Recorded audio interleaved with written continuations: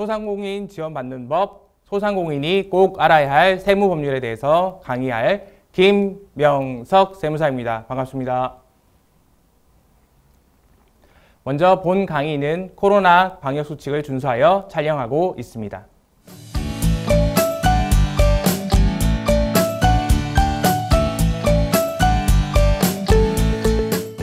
자, 오늘 강의는요, 우리 소상공인 사장님께서 실질적으로 사업을 진행할 경우에 어떻게 사업을 진행하실 수 있는지에 대해서 설명을 드리는데요. 첫 번째는 사업자 등록증을 어떻게 내야 될지, 그 다음에 두 번째는 부가가치세 신고는 어떻게 해야 될지, 그 다음에 세 번째는 소득세 신고를 어떻게 해야 될지에 대해서 설명드리도록 하겠습니다. 제일 먼저 사업자 등록증에 대해서 말씀을 드리는데요. 사업자 등록이란 어떤 것인지 한번 알아보도록 하겠습니다. 납세 의무 해당 사업자를 세무서에 대장에 수록하는 절차를 우리는 사업자 등록이다 라고 얘기를 합니다. 자, 그렇다면 내가 사업을 진행할 경우에 사업자 등록증을 반드시 내야 하나요? 라고 질문을 하는데요. 여기에 설명을 보시면 부가세법상의 영리 목적에 불구, 즉 영리라는 거는 돈을 벌어서 내가 이익을 남긴다라는 뜻이 되겠죠. 이익을 남기는 경우에도 불구하고 라고 되어 있습니다. 즉 나는 어떤 사업은 영리를 목적으로 돈을 벌 목적이 이외에도 사업자 등록증이 필요하다라는 것을 말씀을 드릴 수가 있겠습니다. 사업자는 부가가치세를 납세할 의무가 있다, 이렇게 정의가 되어 있습니다. 그래서 소상공인 사장님께서 사업을 진행할 경우에는 제일 먼저 사업자 등록증을 내셔야 된다라는 것 말씀을 드립니다. 그리고 이 사업자 등록증에 비밀이 하나가 있는데요. 만약에 소상공인 사장님께서 사업자 등록증을 한번 내셨다 라고 하면 우리가 태어나면 주민번호가 등록이 되잖아요. 그 주민번호와 따라다니시지 사장님께서 처음에 내셨던 그 사업자 번호가 계속 따라다니는 경향이 있습니다. 그래서 만약에 내가 그 번호가 싫습니다 할 경우가 있죠. 그럴 경우에는 세무서에 다시 신청을 하셔서 나는 다른 번호로 좀 등록을 해 주십시오 라고 하면 다른 번호로 교체도 가능하다라는 팁 말씀을 드립니다. 자, 두 번째는 뭘까요? 사업자 등록증 신청하려면 서류가 있어야 되겠죠. 구비서류가 꼭 필요한데요. 그 구비서류를 한번 알아보도록 하겠습니다.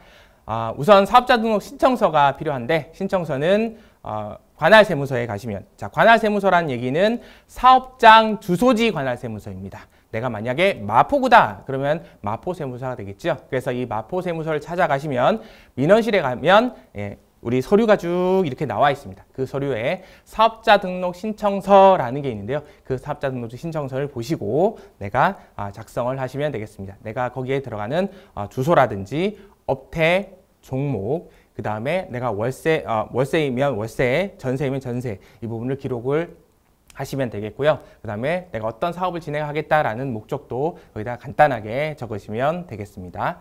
자, 그래서 사업자 등록 신청서를 한 부 작성하시고 만약에 내가 법인이다 그러면 법인 등기부 등본이 한 통이 필요하게 되겠습니다. 내가 허가사항이다. 허가사항 같은 경우에는 뭐 음식점을 한다든지 이런 경우에는 허가사항이 되겠죠. 그러면 관청에서 받은 허가증을 붙이셔서 사업을 진행하시면 되겠다라는 말씀을 드리고요. 그 다음에 마지막에 나와 있는 이 공동사업자가 있습니다. 자, 우리 공동사업자 저번에 제가 설명을 잠깐 드렸었죠. 공동사업 할 경우에는 되게 주의하십시오 라는 부분은 앞화면이 있으니까 꼭 확인을 하셔서 그 공동사업 할 경우에 착오가 없으시도록 해주시면 되겠습니다. 공동사업 할 경우에는 동업계약서가 필요하다라는 거 말씀을 드립니다. 그리고 여기서 한 가지 빠져 있는데요. 내가 사업을 진행할 경우에는 보통 보면 상가를 임차를 하잖아요. 임대차 계약서가 꼭 필요하다는 것 오늘 같이 기억을 해 두셨으면 좋겠습니다. 자, 만약에 사업을 하다가 사업자 변경이 생기면 어떻게 할 것이냐에 대한 문제를 설명을 드리도록 하겠습니다. 사업자 변경이 일어나면 관할세무서에 정정을 요청하면 되겠죠. 정정하는 요청 사유는 4가지 정도로 나와 있는데요. 우리가 첫 번째 한번 보도록 하겠습니다. 첫 번째는 내가 사업을 마포구에서 하다가 서초구로 옮겨갈 겁니다. 그러면 관할이 바뀌었죠. 그러면 서초구에 바뀐 주소지 관할, 사업장 관할 세무서에 가셔서 나 이렇게 바뀌었소 라고 정정 신청을 하면 되겠습니다. 그다음에 두 번째, 우리가 법인인 경우에 대표자가 바뀔 수가 있죠. 법인 대표 같은 경우에는 바뀔 수도 있다. 그러면 법인의 등기부등본을 바꾸시고 바뀐 등기부등본을 가지고 가서 사업자 관할세무서에 가서 법인 등기에 법인 대표가 바뀌었습니다. 이렇게 정정을 해주시면 되겠습니다. 세 번째는 사업의 종류를 변동시키는 건데요. 만약에 음식점도 하다가 난 도소매도 하고 싶어 이렇게 하는 경우가 있잖아요. 그럼 도소매를 한다 그러면 추가적으로 더 첨가를 하셔야 되겠죠. 업태와 종목을 추가를 하셔야 될 텐데 추가하시는 것도 정정사유니까 가셔서 나 이 업종을 더 하고 싶습니다 라고 추가해 주시면 되겠습니다. 마지막 네 번째는 상속으로 인해서 사업자 명의가 변경되는 경우도 정정이다 라고 보시면 되겠는데요. 보통 보면 이제 아버님께서 사업을 하시다가 만약에 돌아가셨다 그러면 그 사업을 내가 물려받는다 라고 하면 상속이 일어난 케이스가 되겠죠. 그럴 경우에는 아버님이 사용하셨던 사업자 번호, 등록번호가 그대로 상속인한테 상속이 되게 됩니다. 그래서 이럴 경우에도 우리가 상속 신고와는 별개로 사업자 등록증 그대로 연계가 되는 경우가 이 부분이 되겠습니다. 그래서 사업자 등록 정정을 해주시면 되겠다라는 건데요. 만약에 이제 증여를 받았다라는 경우에는 정정 사유가 아니고 사업자가 새로 내셔야 된다라는 거, 요것까지도 같이 기억을 해 두셨으면 좋겠습니다. 자, 사업자 등록증을 안 내고 사업을 하면 어떻게 될까요? 라는 겁니다. 자, 우선 가산세가 나오게 되겠죠. 그래서 사업자 등록증을 내고 내가 공식적인 허가를 신청을 해서 받는 게 아니기 때문에 거기에 나오는 가산세가 붙는다 이렇게 보시면 되겠습니다. 개인 사업자 같은 경우에는 공급가액의 1%가 되겠습니다. 만약에 1억 원의 매출액이 있었다 그러면 1억 원에 대해서 1%니까 100만 원의 가산세가 붙게 되겠지요. 그 다음에 법인 사업자 같은 경우에는 2%의 가산세가 붙게 됩니다. 그리고 사업자 등록증 없이 사업을 진행을 했기 때문에 지속적으로 관서에서는 세무관서에서는 이 사업자 등록증 안 내고 했기 때문에 거기에 대해서 계속 지속적인 관찰을 하겠죠. 그래서 그 관찰의 대상이 된다. 이 부분은 우리는 이제 세무조사다 이렇게 얘기를 하게 됩니다. 그리고 그 사업자 등록증이 없는 반대편 거래하신 반대편 사업자는 어떻게 될 거냐라는 건데요. 반대편 사업자는 매입세액이 있겠죠. 그 매입세액은 공제를 받을 수 없다라는 사실을 꼭 기억을 해두셨으면 좋겠습니다. 자, 그러면 만약에 내가 반대쪽 사업자다 이럴 경우에는 내가 거래하고 있는 공급처의 사업자가 있는지를 반드시 확인하는 지혜가 필요하겠죠. 그럴 경우에는 거래하실 때는 사업자 등록증도 많이 서로 교환을 하죠. 저희 사업자 등록증이 이렇게 있습니다. 이렇게 서로 교환하다 보니까 사업자 등록증도 반드시 확인하시고 하시는 그런 습관을 기르시기 바라겠습니다. 자, 사업자 등록 신청 시의 유의사항인데요.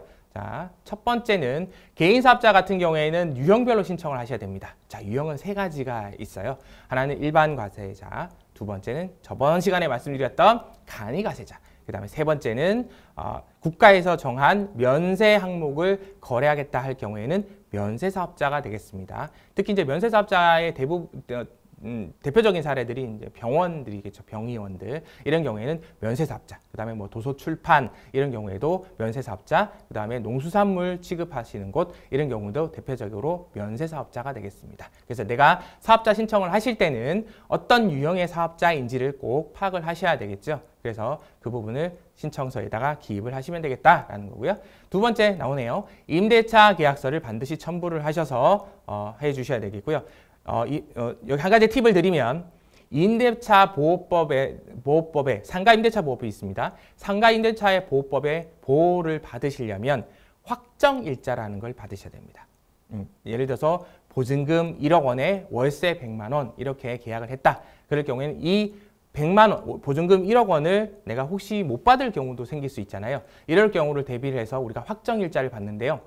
이 확정일자는 세무서에서 확정일자를 받으실 수 있습니다. 그래서 우리가 사업자 신청하실 때 임대차 계약서를 들고 가셔서 우리 면허실에다가 내시고 뒷면에다가 확정일자를 신청을 하시면 확정일자 도장을 빵 찍어줍니다. 그러면 향후에 내가 다른 사람, 그 건물 주인이, 임대인이 파산이 되거나 뭐 이렇게 했을 경우에도 내가 그 보증금을 우리가 받을 수 있는 선순위 채권이 될 수 있다는 거 기억을 해두셨으면 좋겠습니다. 자, 가시면 어떤 걸 받으시자고요? 확정일자를 꼭 받으시자. 그런데 확정일자 받으실 때 월세가 너무 크거나 전세금이 너무 크거나 할 경우에는 혜택이 없는 경우도 있으니까 꼭 그 부분도 검토를 하셔서 들어가시길 바라겠습니다. 자, 세 번째는 사업을 진행을 꼭 스타트를 해야지 사업자 등록증이 나오나요? 라는 질문을 많이 하시는데요. 사업자 등록 즉 나오기 전에 사업을 개시하기 이전에도 사업자 등록도 가능하다라는 것 말씀을 드립니다. 그럴 경우에는 내가 이런 사업을 합니다라고 해서 사업 계획서를 같이 첨부를 하시면 되겠죠. 그래서 사업 계획서를 첨부하시면 사업자 등록 개시 전에도 등록이 가능하다라는 것 기억을 해두셨으면 좋겠습니다. 자, 그리고 마지막 질문을 많이 해주시는 부분인데요. 사업자 등록증 도대체 그러면 언제까지 내셔야 되나요? 라는 건데요. 우리가 사업자 등록증은 사업장마다 내가 개시한 날로부터 20일 이내에 내시면 된다. 이렇게 보시면 되겠고요. 그래서 사업자 등록증 너무 늦지 않게 내시면 되겠습니다. 자, 우리 두 번째 파트로 한번 넘어가 보도록 하겠습니다. 우리 소상공인 사장님께서 사업을 진행할 경우에는 내가 도대체 어떤 세금을 낼까요? 라는 건데요. 크게 세 가지 세금을 납부한다라고 보시면 되겠습니다.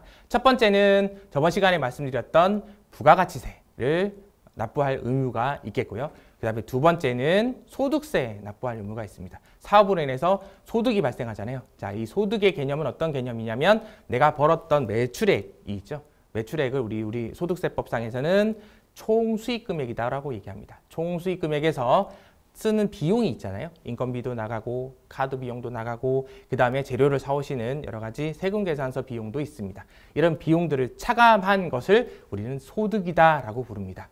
이 소득의 부분에 대해서 세금을 매기죠. 그래서 소득세라고 부르게 되겠고요. 앞에 종합이라는 말이 들어가는데요. 종합소득세 이렇게 부르는데 이 종합은 이 사업소득으로 인한 소득 이외에도 다른 소득이 있다라는 뜻이 되겠죠. 대표적인 사례가 우리 월급 받으시는 거 있죠. 이 부분은 우리 근로소득이다 이렇게 얘기를 합니다. 그 다음에 이자소득도 있고요. 그 다음에 내가 어디다가 투자를 하게 돼서 거기서 배당을 받았다. 그럼 배당소득이 있습니다. 그리고 우리가 연금소득도 있고요. 그 다음에 여기저기 아무에도 소속되지 않은 기타 소득도 있다라는 거죠. 그래서 이런 소득들을 다 합치니까 종합 세트 이렇게 되죠. 그래서 종합 소득세다 이렇게 우리가 부르게 되는 겁니다. 그래서 우리가 사업소득 우리 소상인 사람께서 사업소득만 있다라고 하시게 되면 이 사업소득에 대해서 우리가 소득세만 납부하시면 되는데요. 다른 소득이 더 있다 이렇게 할 경우에는 같이 합산하셔서 종합소득세로 신고하시면 되겠다 말씀을 드립니다. 그리고 개인 사업자가 아닌 법인 사업자로 진행할 경우에는 법인세가 부과가 된다는 거 같이 기억을 해두셨으면 좋겠습니다. 자, 그리고 내가 종업원을 사용한다 그럴 경우에는 종업원에서 내가 우리 소득세를 미리 떼죠. 미리 뗀 우리 갑종근로세 지금은 없어졌습니다만 근로소득세에 대해서도 우리가 납부할 의무가 있다라고 보시면 되겠습니다. 그래서 우리가 사업을 진행할 경우에는 세 가지 세금이 있다라는 것을 꼭 기억하시고 그 세금에 맞게끔 적절한 시기에 신고할 시기에다가 신고를 꼭 진행을 해주셨으면 하는 안내를 드립니다. 자, 그럼 첫 번째부터 한번 보도록 하겠습니다. 부가가치세란 어떤 것이냐라는 건데요. 저번에도 제가 말씀드렸듯이 상품을 거래하거나 용역을 거래할 경우에는 부가가치세가 붙는다라고 말씀을 드렸습니다. 그래서 이 부가가치세는 특히 물건값에는 부가가치세가 포함되어 있다라는 말씀을 드리고요. 부가가치세는 간접세라고 설명을 드리는데 이 간접세는 어떤 거냐면 내가 매입자한테 즉 매입자한테 그 돈을 받아서 국가에 내는 개념이 되겠죠. 그래서 직접 다이렉트로 내는 세금이 아니라 받아서 내는 개념이다. 이렇게 해서 간접세다라고 부르게 됩니다. 그리고 사업자가 얻은 수입 중에서 내는 세금이 아니고요. 원래 별도로 받으셔서 내셔야 되는데 우리 소상공인 사장님들이 예를 들어서 음식점이다. 그러면 7,000원에 부가세가 포함 가격으로 들어가잖아요. 그래서 대부분 어떤 고급 레스토랑이나 큰 레스토랑 같은 경우에는 이렇게 하는 경우들도 있습니다. 음식값에 부가세 별도 이렇게 해놓는 경우들도 있죠. 이럴 경우에는 이 부가세 부분을 받아서 내는 개념으로 보시면 되겠는데요. 보통 음식값에 포함되어 있다 보니까 우리 사장님께서는 이거 내 살을 깎아먹는 거 아닌가 이렇게 많이들 생각하는데 원칙적인 부가세의 성격은 간접세 성격입니다. 받아서 내는 개념이다. 이렇게 정의가 됩니다. 자, 부가세 신고 납부 기간은 전에 말씀을 좀 드렸듯이 총 네 가지 기간이 좀 있는데 1년 기간 내에서 1월부터 3월까지의 기간을 4월 25일까지 그 다음에 1월부터 6월까지의 기간을 7월까지 이렇게 확정 신고 기간 이렇게 두고 있는데요. 두 번째 이렇게 반기별로 나눈다 생각하시면 되겠습니다. 1월부터 6월까지 한 기, 그 다음에 7월부터 12월까지 한 기. 두 개가 나눠져 있는데 법인은 중간중간에 우리가 한번 신고를 해 주셔야 되잖아요. 그래서 총 4번을 반기를 2개 분기로 나눠서 이렇게 신고를 하더라라는 거 기억을 해주시면 되겠고요. 우리가 개인 사업자들, 소상공인 사장님들이 대부분 개인 사업자시니까 개인 사업자들은 2번 신고하신다. 자, 이 날짜를 꼭 기억해 주셨으면 좋겠습니다. 전반기는 7월 25일까지. 네, 7월 25일까지 기억을 해주시기 바라겠고요. 그 다음에 하반기는 언제냐면 그 다음에 1월 25일까지. 예, 이렇게 신고를 해 주시면 되겠다라는 말씀을 드리고요. 법인 신고자들은, 법인 사업자들은 이 4번을 다 신고를 하셔야 된다는 것 아울러 말씀드리고요. 저번 시간에 말씀드렸던 간이가세자들은 1년에 딱 한 번이라고 말씀드렸죠. 1월부터 12월까지의 전체 실적에 대해서 언제까지요? 1월 25일까지 이렇게 신고를 하시면 되겠습니다. 같이 기억을 해두시면 좋겠습니다. 자, 매출액의 인식 방법인데요. 대부분은 이렇게 정의가 되어 있습니다. 첫 번째 원칙을 한번 볼까요? 상품이나 제품을 팔았습니다. 그럴 경우에는 인도한 날짜, 즉 내가 소비자한테 이 상품을 주는 날짜가 판매한 날짜가 되겠죠. 이 날짜에 우리가 매출액으로 인식을 한다 이렇게 보시면 되겠고요. 그 다음에 상품 이외의 자산을 양도하는 경우, 이런 경우에는 3가지 중에 빠른 날이 되겠죠. 내가 대금을 준 날이랑 그 다음에 등기한 경우랑 사업수익일, 사용수익일, 이 3개 중에 빠른 날이 확정된 날짜가 되겠다 이렇게 보시면 되겠고, 그 다음에 용역을 제공하는 경우가 있습니다. 용역은 원칙은 진행기준이라는 건데요. 이 진행기준 조금 어려운 개념이라 제가 혹시 조금 더 이야기 된다면 제가 한 번 더 설명을 드릴 기회가 될 겁니다. 그리고 예외적인 경우가 인도 기준인데요. 보통 보면 우리가 이제 음식점도 용역이잖아요. 그 용역을 내가 음식을 제공을 했을 때 그때 같이 된다. 즉 인도했을 때 그때 매출액으로 인식한다라고 보시면 되겠습니다. 자, 여기까지만 여러분들이 정리하시면 되겠고요. 2가지는 꼭 기억하시면 우리가 매출액 인식 기준이다라고 보시면 되겠습니다. 자, 그 다음에는 일반 과세자의 부가가치세 계산은 어떻게 될까요? 라는 건데요. 자, 첫 번째 매출세액이 있죠. 내가 전체 했던 매출액에 대한 10%, 그 다음에 내가 사왔던 매입액에 대한 10%. 근데 매입액은 내가 세금계산서를 끊는 경우도 있겠지만 신용카드를 사오거나 현금 영수증으로 사오는 경우도 있겠죠.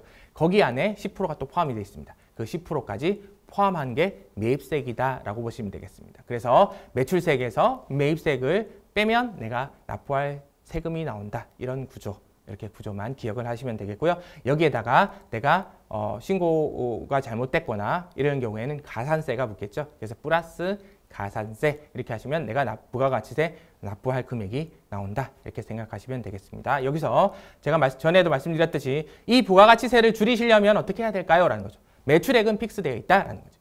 그러면 매입액에 대해서 우리가 자료를 정확하게 잘 받아주시면 우리는 부가가치세가 줄어든다 이렇게 보시면 되겠죠.